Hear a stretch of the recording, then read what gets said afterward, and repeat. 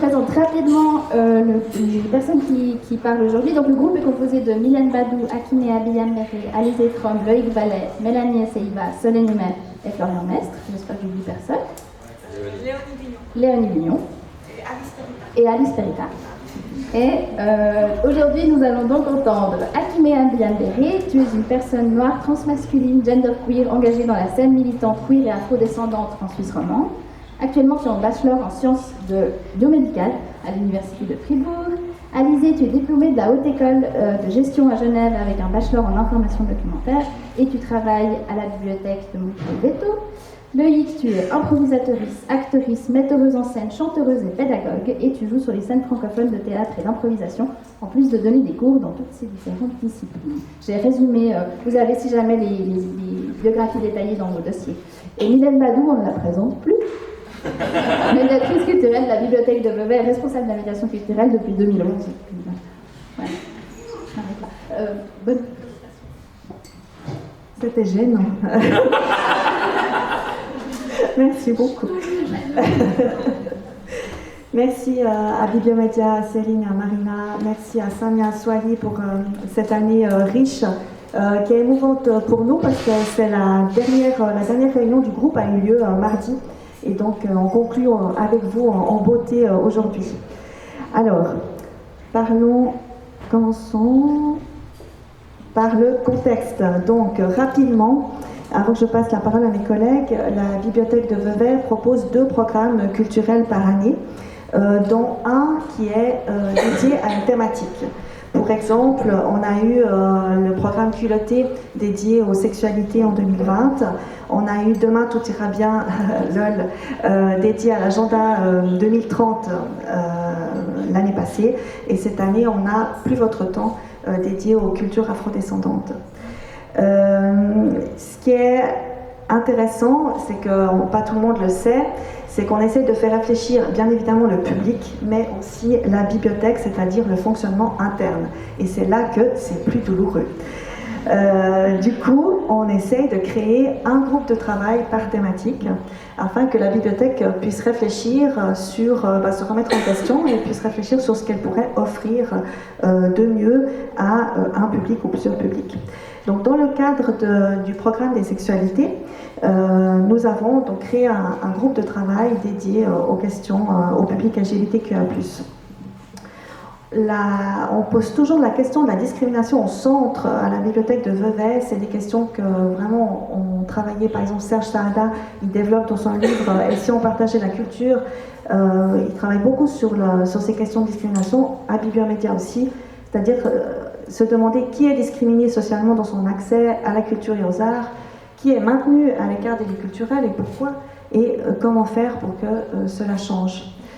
Du coup, très humblement, à la bibliothèque de Vevey, on a donc créé un groupe de travail parce qu'on a constaté, grâce au travail de Samia Swali, dont on s'est vraiment largement inspiré, et puis qui a vraiment pour nous construit vraiment la base après qui nous a permis de travailler une année, qui nous a pré-mâché le travail. Merci Samia. Donc on s'est penché pourquoi le public LGBT et quels étaient les écueils pour venir dans notre bibliothèque. Là, je te passe la parole pour les écueils. Oui, du coup, on s'est lancé en ayant la certitude que le public LGBTQIA+ était empêché dans les bibliothèques. Et en effet, sachant qu'on allait potentiellement affronter aussi des critiques et des questions, on s'est demandé en quoi il était empêché. Je vais y aller vite parce que ça fait beaucoup de redites et de manière bien moins qualitative que sur ce qu'on a entendu tout à l'heure, mais les questions d'accueil du personnel, comment les gens se sentent à l'intérieur de cet espace, les interactions qu'elles ont avec le personnel des bibliothèques, le fait qu'elles ne soient pas représentées dans les collections, que potentiellement les sujets sur lesquels elles viennent chercher des informations ne sont pas des sujets qui sont présents, qui ne sont pas mis en valeur, voire qui ne sont pas présents, le fait que les interactions avec les autres utilisateuristes de la bibliothèque sont aussi potentiellement des interactions violentes pour ce public-là. Toutes les questions d'administration, de formulaires à remplir, pour être très schématique, de cases à cocher, et les questions d'infrastructure, avec entre autres la question des toilettes, qui est un peu une question symptomatique de tout ça. Et on s'est aussi rendu compte pendant des discussions que le but de ce groupe de travail, c'était de mettre des gens qui avaient un lien avec la bibliothèque de Vevey, entre autres en tant que lectrices. Et on s'est rendu compte que les lectrices qui étaient LGBTQIA+, et qui avaient fréquenté la bibliothèque de Vevey enfant, allaient uniquement vers certaines personnes du personnel qu'on avait identifiées vers des personnes safe. Et c'était mon cas. Moi, je ne rentrais pas dans la bibliothèque de Vevey, que je fréquente depuis très longtemps, selon qui était auprès, parce que je ne me sentais pas à l'aise avec ces personnes-là. Et quand on a fait cette constatation-là, qui était une constatation qu'on a faite en informel en discutant pendant le groupe, on s'est rendu compte qu'il y avait un réel empêchement pour ces publics-là. Aussi une petite anecdote, au moment de créer le groupe, je me suis baladée dans la bibliothèque et j'ai été voir un petit peu nos collections. Et donc on avait un livre d'une personne trans, travailleuse du sexe, et un livre d'un jeune gay qui s'était suicidé. Donc ça c'est bizarre, pourquoi le public LGBT ne vient pas à la bibliothèque de Vevey? Voilà, mais c'est vrai que je mets le doigt sur une anecdote sur les collections, mais on peut parler de l'ensemble. Donc du coup, on a créé un groupe de travail qui s'est réuni une fois par mois durant 1 an. 9 personnes, 5 personnes concernées et 4 personnes de l'équipe de la bibliothèque, dont l'équipe de la médiation qu'une bibliothécaire. On a repris les axes de Samia, à savoir on a travaillé sur 3 axes, l'accueil, les collections et la médiation. Le groupe est rémunéré, j'ai mis rémunéré en parenthèse parce que c'est un salaire qui, je dirais, qui est un tarif horaire minimum. On parle vraiment plutôt de défraiement. Mais le groupe les personnes du groupe ont un contrat employé de la ville et on a été attentive à la représentation du groupe, c'est-à-dire mélanger vraiment plusieurs personnes, plusieurs critères pour qu'on puisse avoir le débat le plus riche et le plus divers possible. Par rapport à ça, ça implique qu'on a réfléchi à des gens qui vivaient des oppressions différentes dans la communauté LGBTQIA+, et qui avaient aussi des situations de vie familiale, de lectrices et donc d'intérêts différents. Donc on a réfléchi aux âges, aux situations socio-professionnelles, au background, pour réunir un groupe le plus exhaustif possible. Passons donc maintenant aux résultats concernant l'accueil.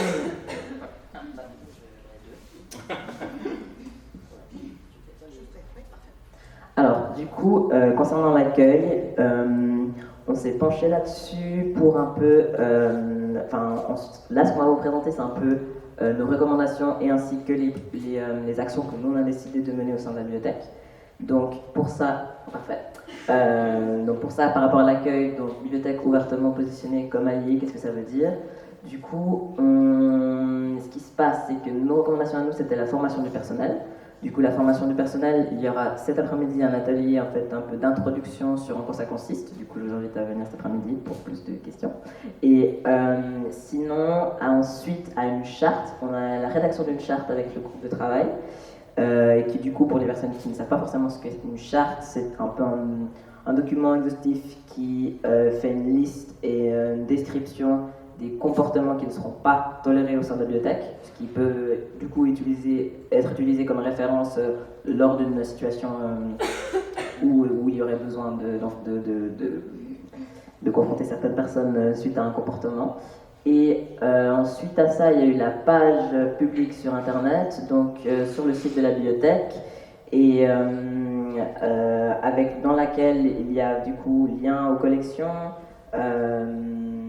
mention justement de la formation, des infrastructures et de tout ce qui touche les personnes LGBTQIA+, et leur lien avec la bibliothèque. On a aussi réfléchi au fait de mettre des pronoms, en fait les pronoms des personnes de l'équipe du staff de la bibliothèque en avant. Ensuite, justement, comme ça a été très bien mentionné tout à l'heure, un autocollant de bienvenue qui stipule du coup quelque chose de visible qui stipule le positionnement de la bibliothèque en tant qu'allié.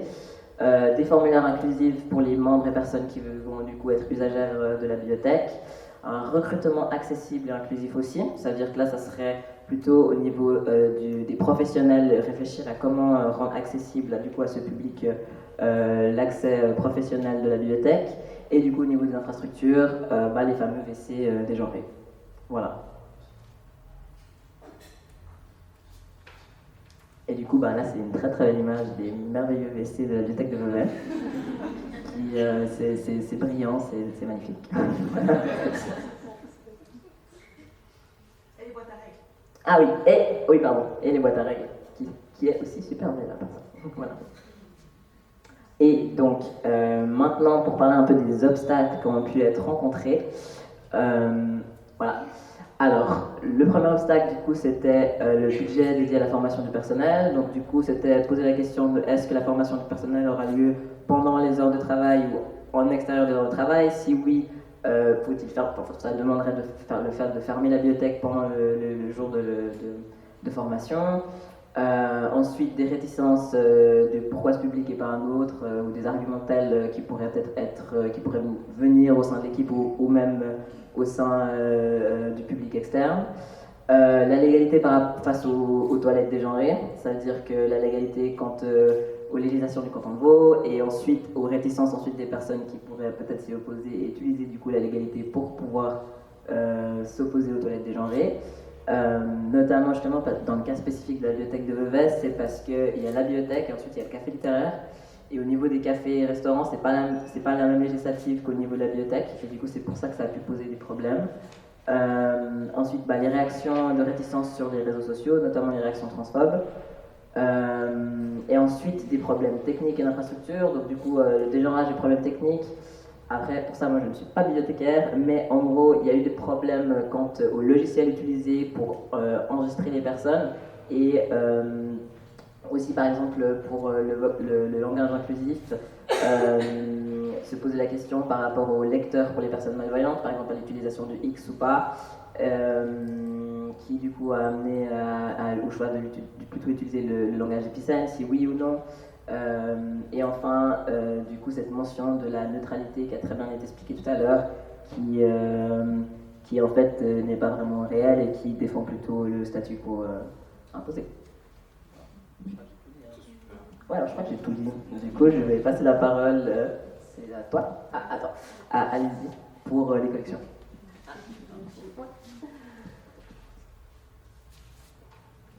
Alors, concernant les collections, voici un peu le travail qu'on a fait là-dessus. Alors, concernant le fonds, on a essayé de l'enrichir en commençant par faire un tri du fonds existant et notamment désherber des ouvrages qui étaient inadaptés ou inadéquats ou tout simplement pas corrects. On a aussi créé une collection dédiée d'environ 260 titres, donc des ouvrages qu'on a sélectionnés et qu'on a fait acheter à la bibliothèque pour enrichir ce fonds. On a fait tout un travail au niveau du catalogage, donc pour qu'on puisse retrouver facilement tous ces documents. On a fait notamment des mots-clés adaptés pour qu'on puisse les retrouver facilement et un travail au niveau du dead name, donc des morts-noms en français, des personnes dont on avait des noms qui étaient plus adaptés. C'est clair pour tout le monde ce qu'est le dead name? Le dead name d'une personne trans ou le morinon en français, c'est le nom que cette personne avait avant de changer de nom, donc le nom qu'on lui a donné à la naissance. Et dans une idée de bonne pratique en lien avec les personnes trans, c'est un nom qu'on n'utilise pas, qu'on le connaisse ou non. Donc ça nous a fait poser la question comment faire pour les autoristes qui avaient des dead names, qui avaient édité sous des dead names, pour que les gens les retrouvent. Voilà. Merci. Ensuite, au niveau de la veille, on trouvait des sources pour pouvoir justement continuer à alimenter ce fonds. Donc un peu comme Samia l'a dit avant, c'est d'un peu trouver aussi des sources moins conventionnelles, notamment sur Internet, sur les réseaux sociaux, sur des blogs, mais aussi auprès de librairies spécialisées, notamment l'Art d'aimer à Fribourg ou bien les mots à la bouche à Paris. Justement aussi former un peu le personnel et en particulier la personne qui sera en charge de ce fonds, donc pour vraiment qu'elle soit attentive à tous ces éléments pour pouvoir sélectionner des ouvrages pertinents. Et pour la mise en valeur des collections, on a créé une queerographie, donc voilà. Ça c'est la recherche. Voilà, ça c'est un peu la queerographie où on a sélectionné nos coups de cœur avec des petits mots pour expliquer pourquoi on avait aimé ces ouvrages et notamment une section pour bien débuter, donc de livres qu'on estime être facile d'accès et vraiment bien si on veut se lancer dans ces thématiques LGBTQIA+. Et puis cette queerographie, donc, elle sera imprimée sous format poster. Et on a eu la chance de pouvoir avoir une illustratrice pour faire le verso, ou le recto. Et donc cette queerographie sera disponible cet été. Et il y aura notamment des affichages en ville de Vevey cet automne.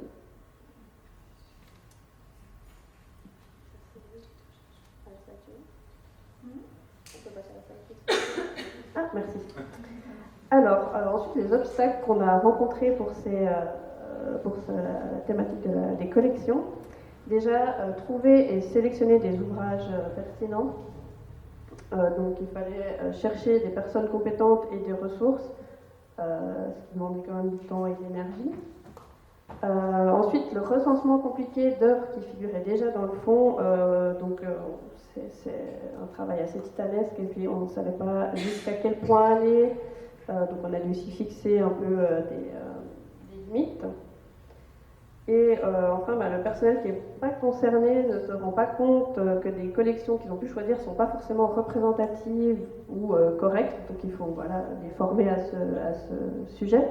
Et enfin, le nerf de la guerre, c'est quand même l'argent et donc le budget alloué pour une telle collection. Et pour le troisième axe, on s'est concentré sur les questions de médiation. C'est ça, c'est recto verso. Sur les questions de médiation, avec l'idée de pas uniquement faire des événements pour la journée internationale contre l'homophobie, la biphobie et la transphobie, mais de faire des événements qui sont espacés dans l'année, et des événements qui sont potentiellement sur la durée, des événements réguliers. On s'est posé la question de comment faire en sorte que ce soit, en termes de médiation, un lieu où les publics LGBTQIA+, ont des événements qui leur sont consacrés toute l'année. On a aussi mis une attention particulière à faire en sorte que ces activités de médiation se fassent en lien avec les personnes qui sont les premières concernées, pour deux raisons. Une raison qui est qu'un positionnement politique de façade, il est intéressant et bien gentil, mais que c'est aussi la responsabilité des institutions qui ont de l'argent et qui peuvent engager des gens, d'engager des personnes LGBTQIA+, des artistes LGBTQIA+, des gens qui font des activités culturelles LGBTQIA+, parce que en fait, c'est plus compliqué, l'accès à l'emploi est potentiellement plus compliqué aussi dans le secteur culturel, donc il y a aussi une prise de responsabilité politique de la bibliothèque à cet endroit-là. Ça, c'est la première raison. Et la deuxième raison, c'est aussi de savoir reconnaître les limites des compétences des gens et de se dire qu'en fait, potentiellement, on n'a pas les connaissances ou le réseau pour organiser tel ou tel événement, et donc de s'entourer de personnes concernées, c'est toujours une bonne solution. Un truc qui va avec, c'est de rémunérer ces personnes, parce que travailler gratuitement, c'est pas fun. Donc rémunérer les artistes LGBTQIA+, associés, les rémunérer correctement, et ensuite potentiellement développer aussi des partenariats dans la durée, que ce soit dans l'organisation du programme, comme ça a pu se faire sur le programme Culotté, sur le programme On n'a plus votre temps, pardon, et rémunérer ces personnes-là correctement. Un autre point en termes d'engagement et de responsabilité politique par rapport au marché de l'emploi, ça va être d'engager des personnes LGBTQIA+, pour d'autres activités également, en se disant qu'on a des compétences qui sont autres que de parler de ces sujets-là. Donc ça implique de les engager pour des illustrations, pour des photos, pour du web, etc. Ça va avec l'engagement inclusif et accessible, mais sur des activités satellites de la bibliothèque que sont celles de la médiation. Finalement, comme l'a dit Mylène au début, il y a des programmes qui sont thématiques, et un des objectifs de la médiation, ça a été de lier le programme thématique en question avec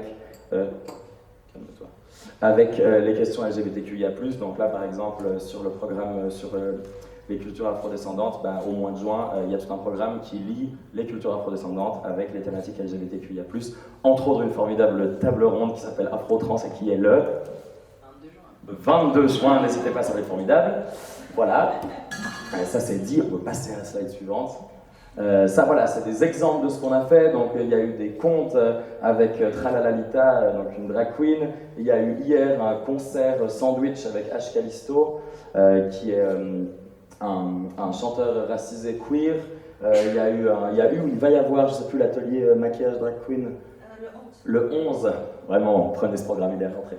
Avec Elisa Fleur, il y a eu l'exposition photo de Eve-Marie Perrin. Il y a eu une vidéo avec Tralalita qui a été traduite en langue des signes française. Il y a eu la table ronde sur les transidentités qui était au programme piloté, la table ronde dont je vous ai parlé, et une valorisation aussi des ouvrages pour le mois de la fierté. Quelques exemples de choses qui ont été faites ou vont être faites. On va passer à la slide suivante. Évidemment, nous avons eu des obstacles, et on trouve important de les dire. On a eu à gérer les réactions du public, que ce soit le public, les utilisateuristes de la bibliothèque ou alors le personnel de la bibliothèque.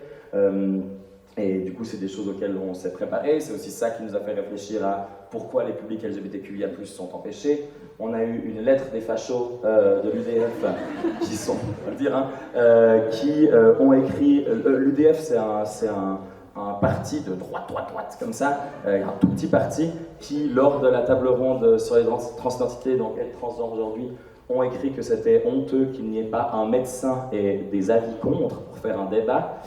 Nos vies n'en étant pas, on n'a pas réagi, mais c'est quand même arrivé, donc c'est des choses qu'il faut être prêt à prendre en fait, et à prendre en compte, et qui vont potentiellement arriver, donc c'est aussi important de discuter avant comment les choses peuvent se gérer. Loïc, il y a eu aussi la demande de ce groupe d'annuler Tralalalita. Oui, voilà. Et il y a eu évidemment donc, les questions qui se posent de pourquoi ce thème serait plus prioritaire qu'un autre, des questions qui ont pu se poser à l'interne. Une des réponses aussi qui peut être donnée dans le concret, c'est mettre la priorité sur un thème à un moment et sur un autre thème à un autre moment, et avancer comme ça. Il y a plein de choses à faire, plein de choses à dire. Et chose que j'ai déjà dit tout à l'heure, aussi le fait de reconnaître qu'on a des compétences et il y a des compétences qu'on n'a pas, ce qui était peut-être aussi un des fondements de la motivation de la création de ce groupe de travail, qui était de s'entourer de personnes qui avaient potentiellement le réseau, la connaissance dont on avait besoin à ce moment-là. C'est pour ça qu'on a pris des utilisateuristes LGBTQIA+ de la bibliothèque et des bibliothécaires pour que nos compétences fusionnent en un point. Voilà, sur les obstacles qu'on a rencontrés. C'est moi qui faisais ça? Super. Les étapes qu'on a faites, du coup, je pense que vu comment j'arrive à lire, vous n'arrivez pas. D'abord, on a créé le groupe de travail avec toutes ces réflexions de comment on va le créer, de comment on va payer les gens, comment on va s'organiser. On va créer un petit peu de temps. Après, on s'est concentré du coup sur ces 3 points, accueil, collection, médiation, en avançant, en trouvant des ressources, en se donnant aussi, trucs un peu tout bêtes, mais bêtes et concrets, où chaque personne avait des petites choses à faire d'ici le prochain groupe, histoire que les moments de groupe puissent être des moments de mise en commun et de ce qu'on avait trouvé et d'avancer ensuite, et pas juste des gens qui font un set. Oui. Juste la création du groupe, c'est aussi la réflexion qu'on a eue sur la représentation, mais aussi on voulait qu'il y ait un lien avec la bibliothèque de Vevey. Donc soit on a pris des lectrices, des usagers usagères de la bibliothèque, ou qui vraiment venaient à la bibliothèque en étant petits ou petites, ou qui avaient un lien en général avec les bibliothèques. Ouais, merci. Après ça, on a sorti une liste de recommandations. Une liste de recommandations du groupe de travail à la bibliothèque. Donc, comme on est un groupe de travail, on n'avait pas concrètement de pouvoir décisionnel sur la bibliothèque. Donc, on a sorti une liste de recommandations qu'on a finalisée justement mardi passé autour de ces 3 thèmes, accueil, collection, médiation, avec ce que le groupe de travail recommande de faire à la bibliothèque de Vevey. C'est des points qui sont précis, détaillés, qu'on a en fait travaillé toute l'année et qui sont aussi argumentés pour que ensuite ces choses puissent se faire. Ça c'était l'étape 3. Là on est en plein dans l'étape 4, relais auprès des autres bibliothèques. L'idée c'est que comme avec Akimé il y a une formation qu'on a co-créé autour de formation du personnel sur ces thématiques-là. L'idée, c'est aussi d'être une institution ensuite qui peut se positionner comme un relais, qui peut parler de ces thématiques, qui peut parler de ce qu'elle a fait, parler des écueils qu'on a eus pour que les autres bibliothèques ne les aient pas. En tout cas, on vous le souhaite. Et finalement, être aussi un relais auprès d'autres institutions culturelles et des services de la ville. Donc ça va être de pouvoir proposer aux services de la ville de Vevey aussi une formation, de se dire que la bibliothèque c'est un service culturel qui est intégré dans toute une machinerie de services et que ça peut être intéressant que tous ces services soient moins transphobes. Voilà. Alors, on va quand même parler des plus, parce qu'on a beaucoup parlé des moins, et parlons un petit peu de tout ce que ça nous a apporté de positif. Alors, déjà, on a eu vraiment un grand rayonnement des thématiques dans le bassin lémanique et la Romandie, et je pense que ça a aussi amené un nouveau public. Clairement, le public LGBTQIA+ est présent aujourd'hui à la bibliothèque de Vevey, mais sur la thématique, par exemple, on n'a plus votre temps, les cultures afrodescendantes, ça fait beaucoup réfléchir parce que c'est plus la même bibliothèque. C'est-à-dire qu'on a vraiment une fréquentation de personnes racisées qu'on n'avait pas avant. Donc ça nous remet en question où était ce public avant, qu'est-ce qu'on faisait de faux et qu'est-ce qu'on va faire pour garder ce public. Pour pas cocher des cases et puis se dire ça c'est check et puis qu'est-ce qu'on va faire pour vraiment ne pas décevoir ce public par la suite. On a eu aussi beaucoup de presse. Alors, bien sûr, il y a des sujets qui font plus parler que d'autres. Par exemple, la presse est vraiment très intéressée à la lettre de l'UDF. Nous, on n'avait pas franchement envie, pour nous, c'était un bon sujet. Mais voilà, ça fait beaucoup parler de... Enfin, ils nous ont fait beaucoup de pub au final. Et il y a eu aussi un intérêt universitaire, que ce soit d'étudiants de la HEG ou de l'université qui ont décidé de faire leurs travaux sur ce sujet-là. On a une augmentation vraiment d'inscriptions et on a vraiment une fréquentation qui est en hausse. Je dirais que le positionnement d'une institution publique, on a parlé vraiment, vous l'avez compris, il y a une opération de dégommage de la neutralité des bibliothèques ce matin, vous l'avez bien pigé je crois, et du coup qui va vraiment à l'encontre du fameux chapitre 4 du Code éthique de Bibliosuisse. Donc évidemment la neutralité est une valeur en bibliothèque, mais la neutralité est un leurre. Ça fait un super slogan parce que valeur, leurre. Donc je vous propose de le reprendre. La neutralité n'existe pas. On l'a bien vu quand on a créé les toilettes dégenrées. On a même eu la police qui est venue, la police qui est intervenue, qui s'est positionnée, qui a interdit le dégenrage des toilettes. Donc tout est politique, même faire pipi et caca. Et du coup, vraiment, j'incite les bibliothèques à se positionner sur des sujets d'actualité, des sujets de société. Et comme disait Samia, non seulement ça sclérose le débat, mais je dirais que je vais un peu plus loin et je trouve que parfois l'excuse de la neutralité, c'est aussi un manque de courage et peut-être de lâcheté, de dire on ne fait pas les choses parce qu'on est censé être neutre. On peut parler par exemple de la table ronde sur les transidentités où on nous a dit mais c'est pas neutre, il faudrait du pour et du contre. On n'a pas à être pour ou contre des personnes transgenres, elles existent, point final. Donc j'aimerais que, voilà, vous l'avez compris, que tout le monde sorte de cette journée en se positionnant et en disant que les bibliothèques ont tout à y gagner, que vraiment le positionnement d'une bibliothèque est salué et ça va même avantager l'image de la bibliothèque. Voilà, je terminerai par la conclusion de manière générale que les bibliothèques ont un potentiel incroyable pour la médiation, qui est souvent sous-estimé par les bibliothèques elles-mêmes. On a des lieux, on a toutes les tranches d'âge, on a toutes les classes sociales, c'est incroyable ce lieu, mais c'est fou. Et regardez tout ce qu'on peut faire en bibliothèque, c'est fou. Là, vous l'avez compris, il n'y a pas de positionnement neutre, le positionnement est salué. Et par contre, très très important, il ne faut pas sous-estimer, ce que moi j'ai parfois fait, c'est sous-estimer l'importance de discuter de ces sujets en préalable avec l'équipe. Parce qu'on a parfois la naïveté de penser que nos collègues pensent comme nous, et ben non, ce n'est pas le cas. Et du coup, bien prévoir en amont vraiment des discussions en équipe pour qu'on aille tous ensemble dans la même vision. Voilà. Merci. Je regarde le timing et on a assuré. Ouais, 10 minutes.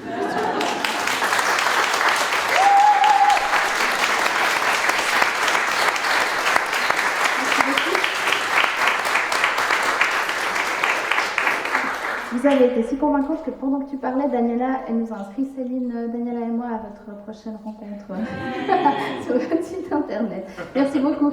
On a 10 minutes, c'est incroyable pour les questions. Alors je me balade. Bonjour. Bonjour. C'est violent. Bonjour. En fait, ça va rebondir un petit peu sur la dernière phrase, mais quand vous parliez des formations, de former la personne de l'équipe qui allait s'occuper de la collection créée sur la thématique, bien sûr, moi j'ai toujours l'espoir pour cette thématique et pour d'autres thématiques d'inclusivité dans les bibliothèques, de plein de genres, plein de populations, plein de problématiques, qu'en fait il y a une perméabilité et qu'on ne reste pas sur... Justement, vous en avez déjà parlé, vous avez déjà réfléchi à ça, mais finalement que la thématique, que l'inclusivité, que le réflexe d'inclusivité finisse par envahir toute la collection, toute l'équipe, tout le fonctionnement des bibliothèques, dans l'engagement du personnel, dans la constitution des collections, mais pas uniquement thématique, dans toute la collection, qui est un réflexe finalement de toutes les personnes qui s'occupent de toutes les parties de la collection, d'être attentif et attentive à avoir une représentativité, à élargir, à varier les choix dans la collection. Et du coup, puisque tu parlais de discuter avec toute l'équipe et de communiquer avec toute l'équipe, puisque aussi ça fait un moment maintenant que la bibliothèque de Vevey travaille vraiment sur ce genre de questions, j'aimerais savoir peut-être s'il y a une évolution finalement dans toute l'équipe pour que ça devienne finalement quelque chose de naturel, d'également acheter plus de livres. À l'époque, on parlait de production féminine, après on peut parler de production LGBT, de production d'origine non suisse ou non française, mais élargir la francophonie. Voilà. Est-ce que c'est clair comme question et comme remarque? Oui, alors c'est une réflexion, j'ai aussi une collègue dans la salle, hein, si vous voulez répondre, n'hésitez pas. Oui, c'est une question qui nous porte ces dernières années. Et clairement, avec le programme On n'a plus votre temps, on a constaté que nos collections étaient trop blanches, nos actions de médiation étaient trop blanches, notre programme était vraiment essentiellement blanc. Et du coup, c'est des réflexions qui ne sont pas très confortables. Et qui sont difficiles, qui ne sont pas évidentes à travailler, surtout en équipe, parce que c'est déjà un challenge d'être humain, donc travailler avec une équipe, c'est vraiment un challenge encore plus grand. Mais ce que moi j'ai appris dans cette programmation, c'est que quand on est dans le confort, c'est qu'il y a un problème. Et que du coup, d'être dans l'inconfortable, c'est qu'on est dans le juste. Et je crois que c'est un peu le fil conducteur. Alors c'est vrai que ça n'a pas fait l'unanimité dans l'équipe de traiter le sujet, le public LGBT. Il y a eu il y a eu une minorité de l'équipe qui n'était pas d'accord, qui disait mais ce public-là n'est pas prioritaire, d'autres publics le sont. Et moi, ce que je constate de toute façon en médiation, c'est que n'importe quel public, c'est chaque fois discuté, chaque fois on me dit il y a d'autres publics prioritaires. Donc j'aimerais bien qu'il y ait une liste, si ça existe, qu'on me dise quels sont les publics numéro 1, 2, 3. Moi, je veux bien une liste et puis je suis intéressée à l'avoir. Je pense que tout ça doit être accompagné par une direction claire, avec des discussions communes. Après, c'est vrai qu'on a eu des tensions qui ont découlé sur beaucoup de discussions. Et au final, sur une vision commune. Voilà. Mais c'est vrai que ça soulève un travail interne. Je veux savoir en fait si au fil du temps, avec toutes ces thématiques, les tensions résistent ou si elles s'assouplissent. Les tensions, Les personnes ont démissionné. Voilà. On a un renouvellement de l'équipe. Voilà, les personnes qui... Et ce qui est intéressant, c'est qu'on a une équipe aujourd'hui de personnes qui sont au courant de la vision de la bibliothèque, qui ont postulé en fonction. Et on a la médiation qui est déjà présente. C'est-à-dire que les personnes qui viennent d'arriver, la médiation existe déjà depuis des années. Voilà, ce qui n'était pas forcément le cas avec l'ancienne équipe.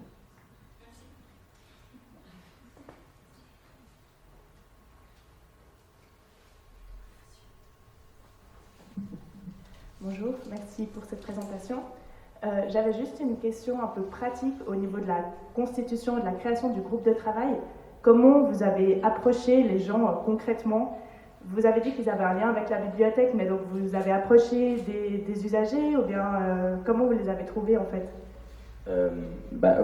Pour le coup, très concrètement, Mylène est venue discuter de ça avec moi.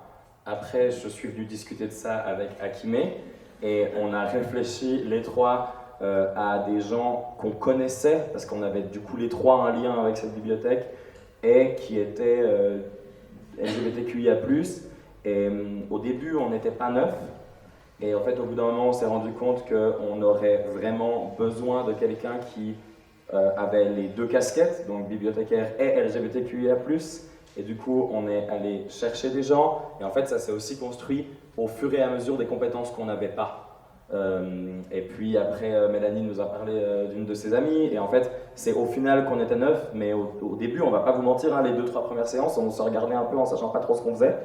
Et en fait, au bout d'un moment, on a aussi identifié les compétences qui nous manquaient. Et en fait, ça s'est fait par gens qu'on connaissait parce qu'on était de plus en plus et donc on connaissait de plus en plus de gens.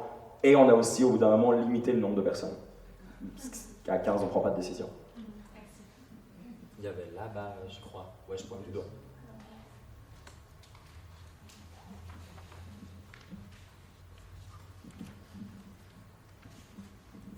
Oui, bonjour.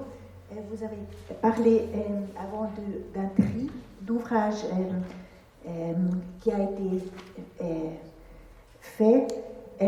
J'aimerais savoir quels étaient les critères pour ce tri aussi, et puis s'il existe une liste d'ouvrages qui sont peut-être jugés déconseillés de les avoir en bibliothèque, comme ça. Oui, ça m'intéresserait. Oui, en fait, on a fait le tri aussi des choses qui étaient trop vieilles, tout simplement, et qui étaient plus d'actualité. Et puis surtout, on a discuté, on a sorti les livres, et puis on a discuté tous ensemble dans le groupe, et puis chacune a dit, oui, tel ouvrage, c'est plus adéquat, c'est pas pertinent. Et puis, je pense surtout, c'est ce qui est important, c'est aussi de prendre des ouvrages qui sont réalisés par les personnes concernées. Parce que déjà, là, en général, la personne sait de quoi elle parle, donc il y a moins de chances de se tromper à ce niveau-là. Ouais, c'est ça. Puis on avait des livres qui étaient problématiques, et justement, qu'on a décidé d'enlever après discussion. Mais du coup, pour cette question de la liste, elle n'existe pas parce que ce ne serait pas possible. Là, on était des gens qui, justement, étions de sensibilités différentes, de par nos parcours différents, de par nos expériences de vie différentes, et on s'est tous accordés pour que le livre qui s'appelle « Comment changer de sexe » où on voit un homme qui se regarde aux femmes dans le miroir, et puis où c'est écrit transsexuel partout, ça dégage. Et du coup, on y est allé un peu comme ça, et on a aussi enlevé du fond les trucs où on avait l'impression que c'était pas adapté à la mission de la bibliothèque. On avait un livre sur l'histoire de l'homosexualité en Suisse entre 1900 et 1920. Voilà. Alors, je crois, dernière question. Il y en Non, avait mais une là, c'était je crois. juste une remarque par rapport à ce que vous avez parlé. Il faut que j'ai le micro à côté. Il me semble aussi que ce que vous aviez relevé, quand on était venu vous rendre visite, c'était le fait qu'il y avait parfois beaucoup trop d'ouvrages qui liaient, par exemple, la transidentité, l'homosexualité, la bisexualité, avec des parcours de vie dramatiques, des représentations extrêmement négatives, ou des choses qui liaient ces personnes et leur parcours à quelque chose de psychiatrique. Enfin voilà, tout l'idée de relier ça avec suicide et maladie, au bout d'un moment, ça commence à bien faire. Alors qu'en réalité, il y a plein d'autres ressources de grande qualité, autant en littérature jeunesse qu'en littérature adulte, qui font tout autre chose. Enfin, il me semble que vous aviez relevé ça, puis c'est vrai que moi, j'y avais pas vraiment pensé, puis je me disais, mais oui, ça, c'est vrai que c'est extrêmement choquant et violent. Bah, à ce sujet, justement, j'ai une anecdote. C'est une maison d'édition française qui a décidé que c'était le bon moment, le mois des fiertés, pour sortir un livre, un roman jeunesse qui est écrit par une personne pas concernée et qui touche les thérapies de conversion. Allez. Le sujet est très joyeux. Donc voilà, je ne conseille pas ce genre d'ouvrage, surtout si c'est réalisé par une autrice qui n'est pas concernée par ces questions en fait. Enfin voilà. Nos vies, c'est pas que des drames, on a aussi, voilà, être LGBT, c'est une part de nos vies, on est aussi joyeux, voilà. On mérite aussi d'avoir des happy end, voilà. Il y avait une question là,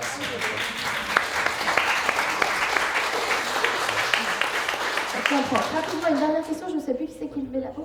Je crois Béatrice. Moi, je veux juste en attendant rebondir sur comment on travaille les publics concernés et sur les collections, parce que c'est un sujet chaud, les collections en bibliothèque. Moi, je ne suis pas bibliothécaire, donc là aussi, c'est parfois prétentieux de ma part de pointer du doigt des collections que j'ai dit un peu glauques, alors que ce n'est pas mon travail. Et puis, c'est délicat parce que du coup, on critique le travail d'un ou d'une collègue.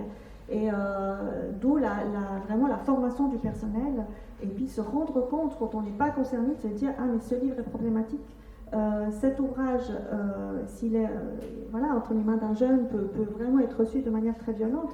Il y a une responsabilité dans les collections, et du coup c'est très très intéressant et très riche de vraiment collaborer avec les personnes concernées dans la construction d'une collection et l'enrichissement d'une collection. Je ne peux que le conseiller. Voilà. Alors peut-être juste une dernière question un peu pratique qui concerne les collections justement. Il y a quelques semaines, j'étais à Berne dans une grande librairie sur plusieurs étages. Et puis à l'entrée, il y avait effectivement une étagère qui était bien spécifiée LGBT, for you, quelque chose de très marqué. Et moi j'ai trouvé ça bien. Et pour ma bibliothèque, je me pose toujours la question, est-ce qu'on va faire une étagère à l'entrée qui montre ses livres ou pas? Et comme vous avez acheté 250 livres, et donc c'est un fonds quand même assez important, est-ce que vous le mettez vraiment à l'entrée? Est-ce que c'est temporaire? Ou bien est-ce que c'est une décision qui a été prise de rassembler ces livres fiction et documentaires à la même place? On a 2 rayons roses pour les documentaires. Et puis après, tout le reste du fonds fait partie de l'ensemble du fonds. On ne voulait pas du tout le mettre à part. Donc du coup, oui, pour les documentaires, on a tout réuni sous une cote LGBTQIA+. Qu'on peut retrouver dans le fond en tapant simplement LGBT ou LGBTQIA+, on retrouve vraiment les 260 ouvrages pour l'instant dans la recherche. Et autrement, tout le reste du fonds vraiment est dilué dans le fond, mais on l'a valorisé avec notre queerographie, d'ailleurs qu'on vous enverra une fois qu'elle sera prête cet été, vous la recevrez par courrier. Et voilà, pour vraiment mettre en valeur ces collections et pour dire qu'on a fait ce travail. Merci mille fois, merci beaucoup. On va s'arrêter là pour les questions, mais on continue à faire par là. Voilà, exactement. Alors on accueille Guy Chevalet et Noémie Michard.